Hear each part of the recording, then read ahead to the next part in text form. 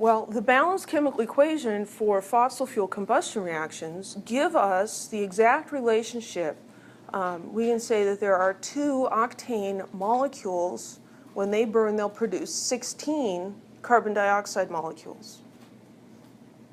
Or we could go, instead of on the molecule level, we could go up to dozens of molecules or moles of molecules. So this also tells us that 2 moles of octane would produce 16 moles of carbon dioxide. So those coefficients give us relative amounts in molecules or moles of each substance. Okay, so 2 moles of this plus 25 moles of that. If it helps you, you can just kind of insert the unit mole there.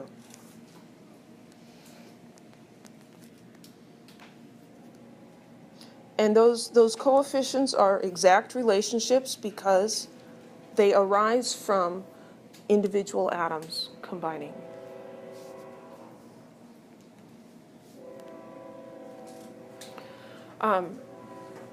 Reaction stoichiometry. So here's a big word, stoichiometry. This is studying numerical relationships between chemical quantities in a chemical reaction.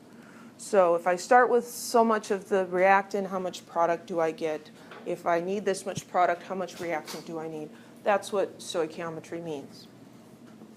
So the amount of each substance in the chemical reaction is related to the amounts of all the other substances.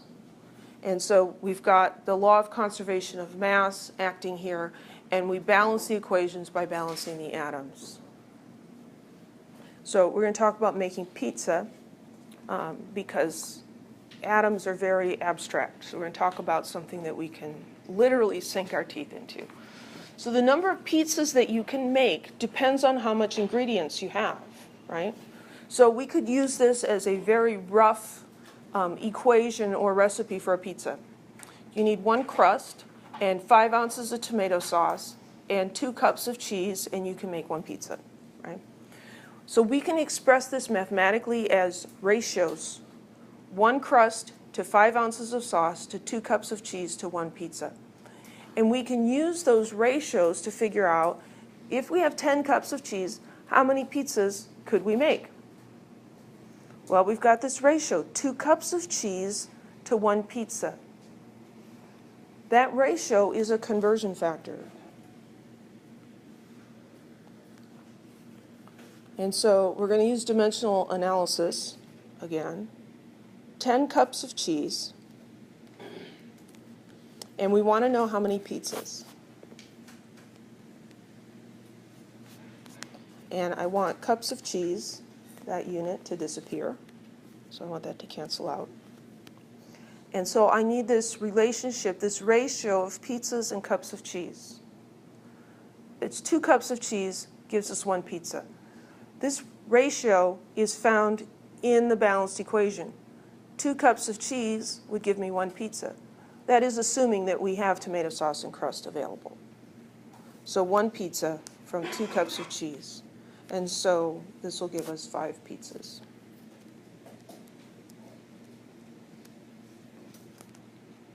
Any questions? You may be thinking, well, I don't need to write that out. I can just see that in my head. Yeah, you can do this sort of math in your head because it makes sense to you. You can visualize it. You've maybe made pizza. You understand what all of that means. You need to learn how to write it out like this when it's stuff you understand, so that you can write it out when it's stuff that you don't understand.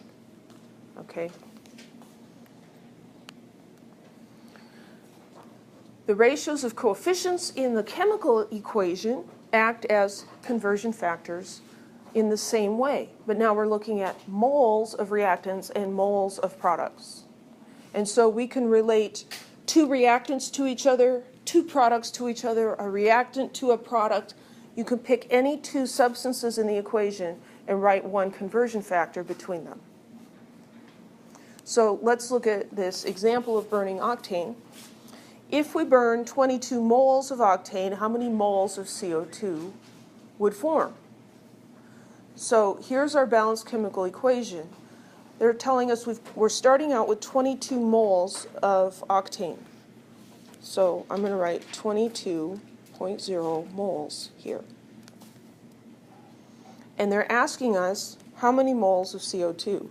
So question mark, moles, over there. So dimensional analysis, and this stoichiometry thing is one of the big reasons why we need to know dimensional analysis.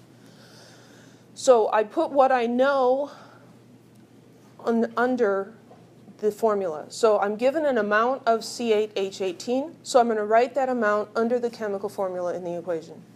I'm asked a question about the amount of CO2, so I'm going to write that here. That helps me to very concisely identify what am I starting with, what am I ending up with. I'm starting with 22.0 moles of C8H18. And I want to end up with moles of CO2. So I need to divide by moles of octane. So the units work out. I need the relationship, the ratio between moles of CO2 and moles of octane. That's given by these coefficients. 2 moles of octane will produce 16 moles of CO2. So this ratio is 16 moles of CO2 per 2 moles of octane. You could simplify that to 8:1, but I really don't see the point in doing that. So now we've got an equation. We need to do 22 times 16 and divide by 2. $176.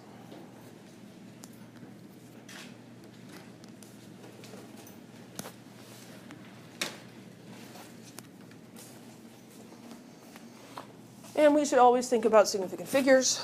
Our starting number had 3 significant figures. This ratio between moles of this and moles of that is exact. Because if you look at this on the molecular level, exactly 2 molecules of C8H18 will produce exactly 16 molecules of CO2. So those coefficients are exact. So then we end up with 3 sig figs in the answer. Any questions? Yes? Are you going to have us balance and then find? That's a good question. Will I make you balance the equation and then do a calculation? Probably. Yeah.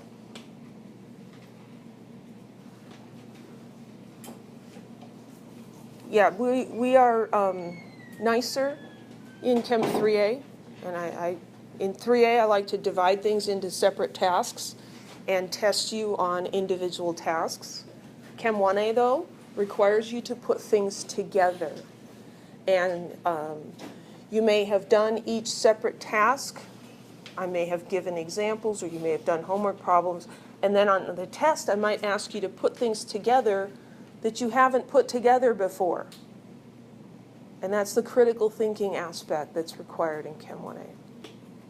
Any other questions?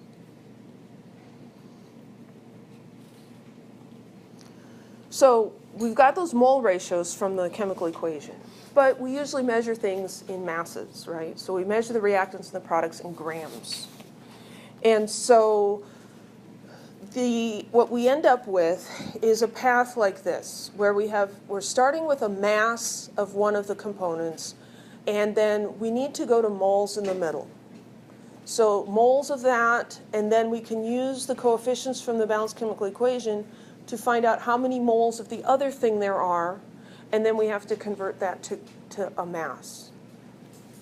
So the overall path here that I like to say it's grams to moles to moles to grams. So that's the regular path for most stoichiometry problems. There will be variations on that, but you should just kind of get that stuck in your head. Grams to moles to moles to grams. Grams to moles to moles to grams. And remember that the moles are always in the middle.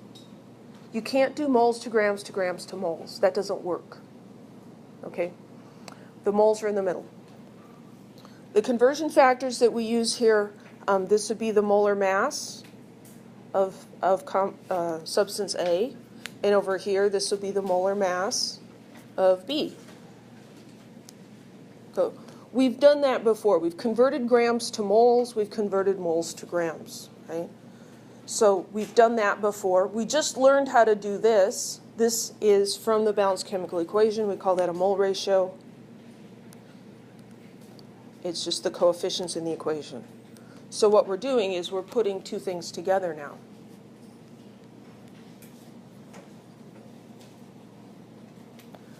Okay, so according to the U.S. Department of Energy, the world burned 3.3 times 10 to the 10th barrels of petroleum in 2013, the equivalent of approximately 3.7 times 10 to the 15th grams of gasoline.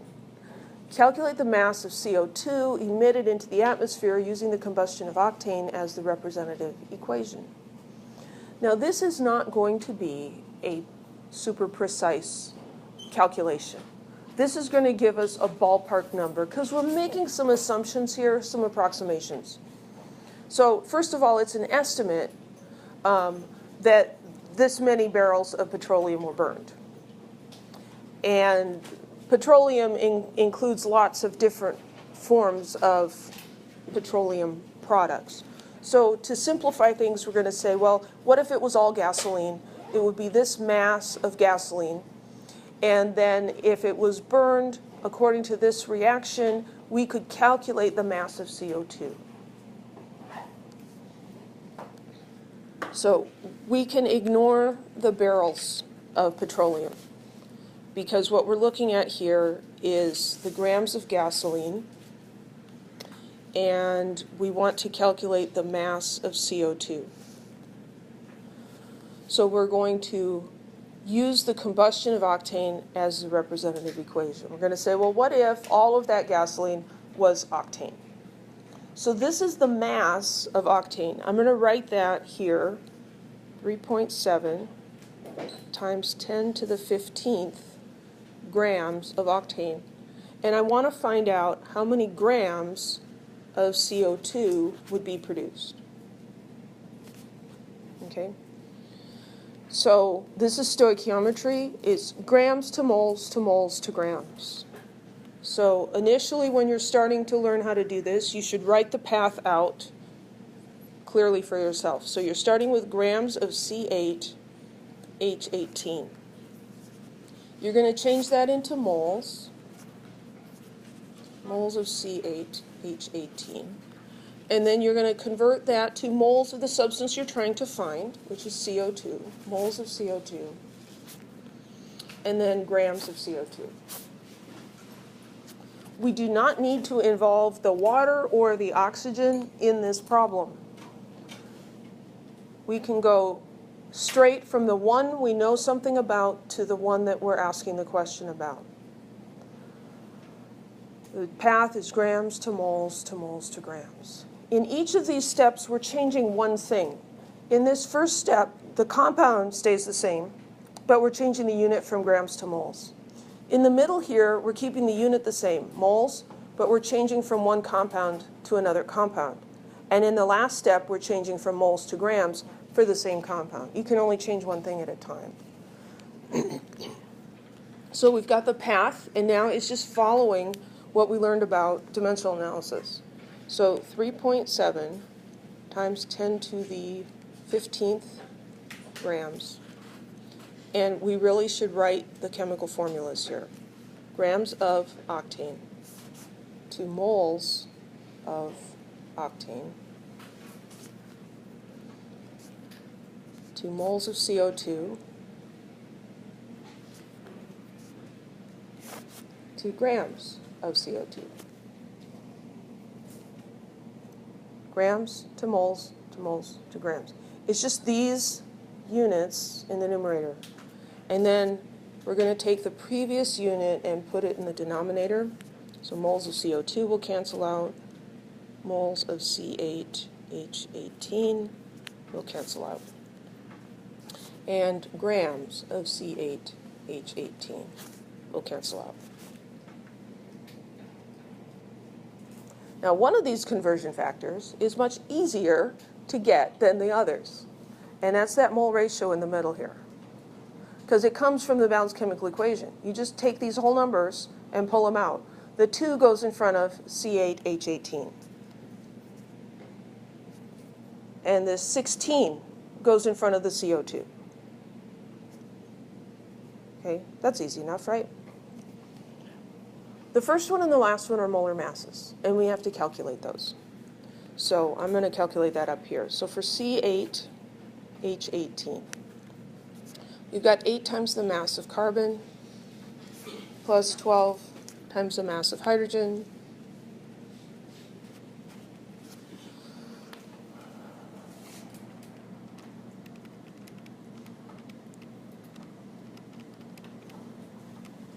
(114.224). We can write that as grams per mole, or we can say that that many grams equals 1 mole for the octane. Now, in terms of significant figures, that would only have 4. What's usually going to happen with sig figs here is that the starting mass is going to have fewer significant figures than your molar masses, and then the mole ratio is exact. I'm just going to write that whole number in there because it's just not that many extra digits. So 14.224 grams. And then I need the mass of CO2, which I know what it is, but I'll calculate it anyway. 12.01 plus 2 times 16 is 44.01. So 1 mole of CO2 weighs 44.01 grams. Everybody okay? Now we just plug this into the calculator. You start on the left, multiply by the top, divide by the bottom. If it bothers you that there's no number there, write a 1. So 3.7 EE15 times 1 divided by 114.224 times 16 divided by 2 times 44.01 equals. This is a big number. How many significant figures should this number have? 2, because of the starting mass. So I'm going to write 1.1, I'm going to underline that, I'm going to write down 2 extra digits, 1.140 times 10 to the 16 grams of CO2. And then if I round that to the correct number of significant figures, I'm getting 1.1 times 10 to the 16 grams.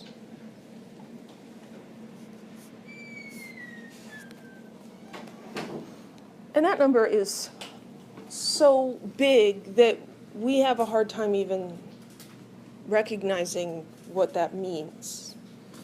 But let's compare that to the estimate of how much CO2 volcanoes make. And you look at this and you're like, oh, well, they're not so different. I can't remember if there's another slide coming up. Oh yeah, we'll do it here. So this is what we calculated for petroleum combustion. Here's what the volcanoes produce. So how could we compare those? Well, this one's bigger. We could find out how many times bigger it is, right? So we could take the amount produced by the volcanoes and divide by the amount produced by petroleum combustion and divide by the amount produced by volcanoes.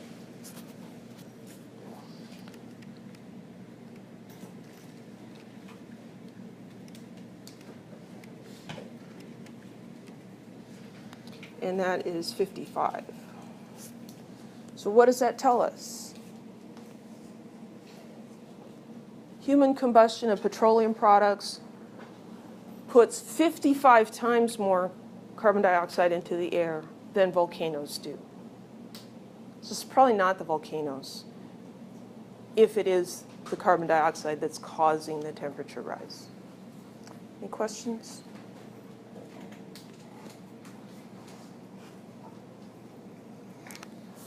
Let's do another problem. Stoichiometry problem. Magnesium hydroxide, the active ingredient in milk of magnesia, neutralizes stomach acid, which is primarily HCl, hydrochloric acid, according to this reaction. We're given the balanced chemical equation. What mass of HCl in grams is neutralized by a dose of milk of magnesia containing this many grams of magnesium hydroxide? So there's some extra information in here that we don't really need, and so one of the challenges is to pick out the things that are necessary. So here's our question: what mass of HCl in grams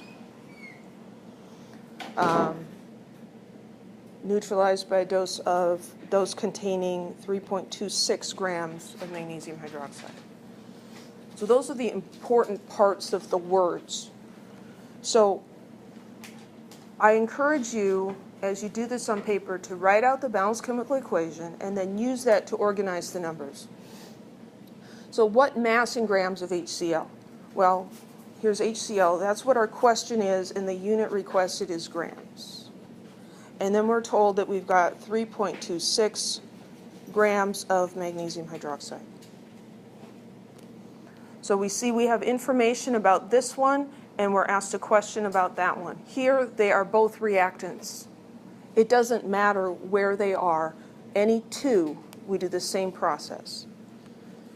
So our overall path is going to be grams to moles to grams.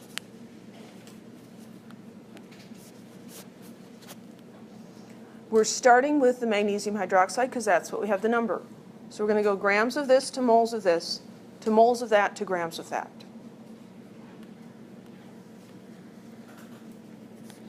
So 3.26 grams of magnesium hydroxide. I need to convert that to moles.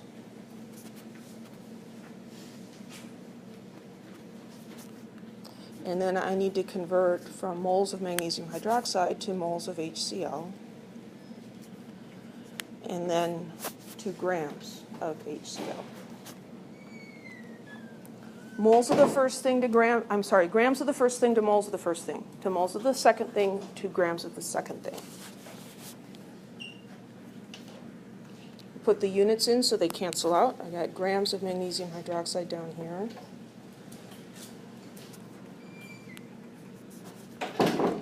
And moles down here.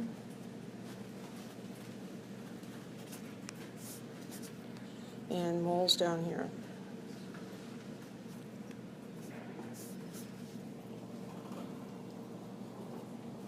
I like to do the easy one first. That's the moles in the middle here. What number goes in front of moles of HCl? The 2. This 2 right here. 2 moles of HCl. And how many moles of magnesium hydroxide? 1. It's not written up here. We understand that that's a 1. You could leave that understood 1 down there, or you can write the 1 out. Then keeping with the simplest thing first, I'm going to do the molar mass of HCl first because that's easier. So for HCl, we've got 1.008 plus 35.45, which gives us 36.458. Grams of that equals 1 mole of HCl.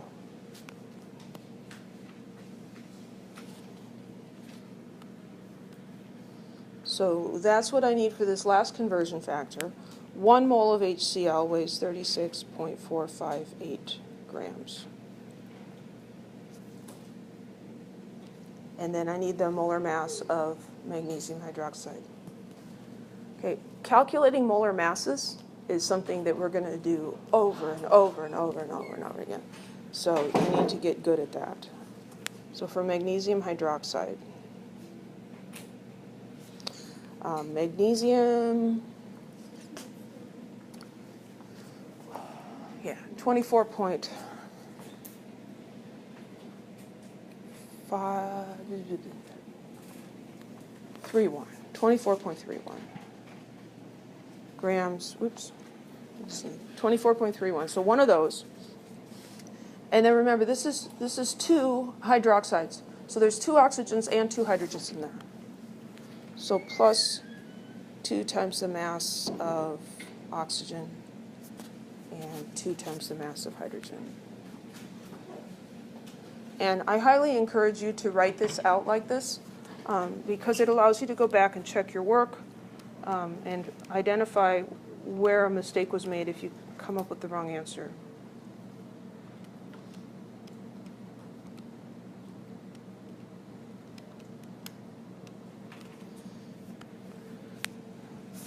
So 58.326 grams per mole for the magnesium hydroxide. Anybody get that number? You guys have calculators? Come on, help me out here. Well, I'm going to assume it's right then.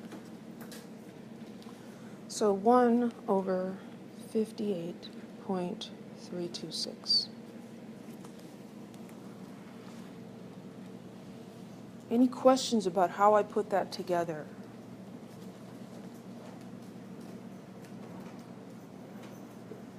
It's a lot of little pieces put together, right? Each of the individual pieces is not hard, but if you don't understand even one of the pieces, then you're going to have trouble. And so if this is looking scary to you, or you're like, how did you do that? Why did you do this? Now is the time to get some help and figure that out, because it's not going to go away. This thing is not going to go away. We're just going to add stuff to it. I know that's not very encouraging to you, but it's the truth. So I'm doing the math here. And I'm looking at my sig figs, and I should have 3 sig figs in my answers. So as I write this down, I'm getting 4.07, that's the 3rd sig fig, and I'm going to write down the next 2 digits, and the unit would be grams of HCl.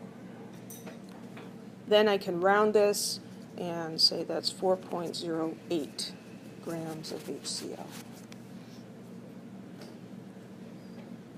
Any questions?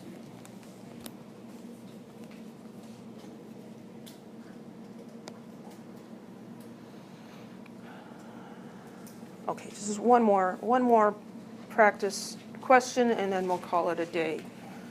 A component of acid rain is nitric acid, which forms one NO2, nitrogen dioxide, also a pollutant, reacts with oxygen and water according to this simplified equation. The generation of the electricity used by a medium-sized home produces about 16 kilograms of NO2 per year. Assuming that there's adequate oxygen and water, what mass of nitric acid in kilograms can form from this amount of NO2 pollutant? Okay, so here is, more of an environmental energy conservation kind of question, but it boils down to stoichiometry. So again, there's a lot of extra words and stuff in here. We're told that we've got 16 kilograms of NO2. So I'm going to write that in this equation. 16 kilograms. And I want to know what mass of HNO3, also in kilograms. So I'm going to find HNO3. This is what I want to know about, and the unit requested is kilograms. So the regular path for stoichiometry is grams to moles to moles to grams.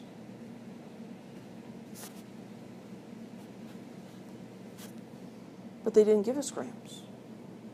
They gave us kilograms. Well, you could add a step in the beginning. You could take, I'm going to start with grams, I'll go to kilograms. And then moles to moles to moles to grams, and then back to kilograms at the end. You could do that. That's it, absolutely fine. What you find out, though, is that the conversion factor from kilograms to grams and the conversion factor from grams to kilograms, they cancel each other out. So I'm going to show you that you don't actually have to put those steps in there.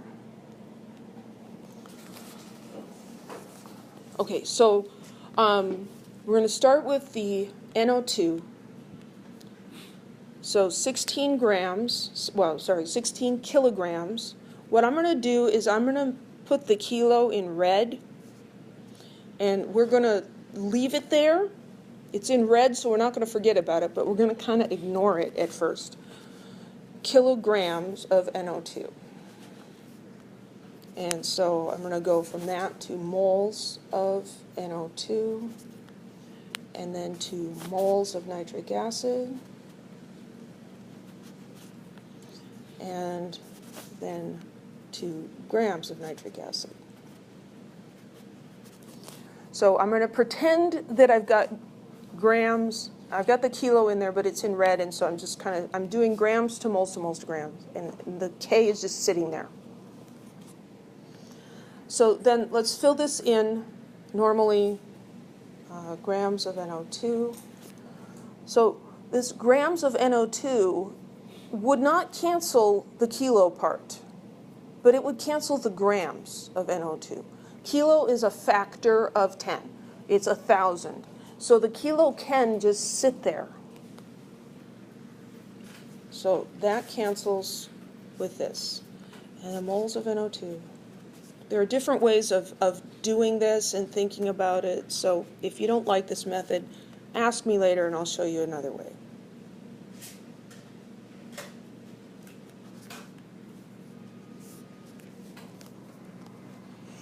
Now, if I look at the units that aren't canceled out, I've got grams of nitric acid here, and I've got that kilo factor that didn't cancel out. So that's just a factor of 1,000. I can combine that with this one and end up with kilograms of nitric acid. So the kilo is just still there, and grams.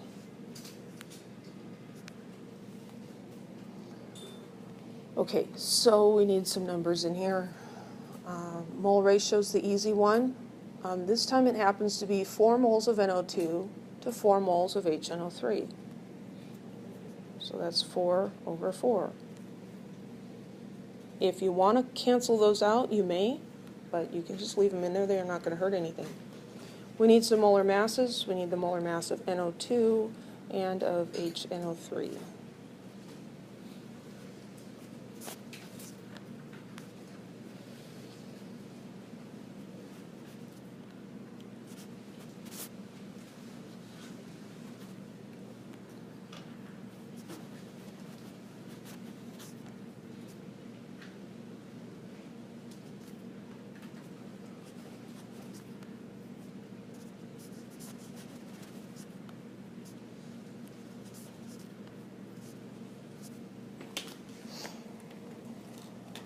One 1.008 plus 14.01 plus 3 times 16. 63.018 grams per mole and grams per mole. Any questions? Calculating molar masses. So the molar mass for NO2 goes in here with grams on the bottom, moles on the top. So 1 mole of NO2, 46.01 grams. And the molar mass of nitric acid goes at the end. There's 1 mole on the bottom and 63.018 grams on top. So I've got 16 divided by 46.01 times 4 divided by 4 times 63.018 equals. This will have two significant figures, 21.91 or 22 kilograms of nitric acid.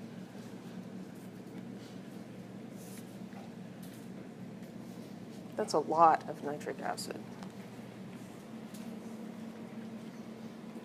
Any questions?